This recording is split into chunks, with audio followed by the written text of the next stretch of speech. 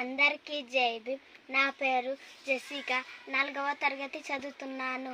MPP school సరియాల్చ.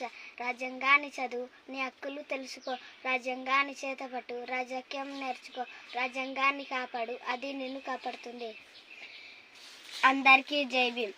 నా పేరు అనుప్రియ. 3వ తరగతి చదువుతున్నాను. ఎంపీపీ స్కూల్ సరియాల్చ. భారత రాజ్యాంగంలో ఎన్ని ఆర్టికల్స్ ఉన్నాయి? 395.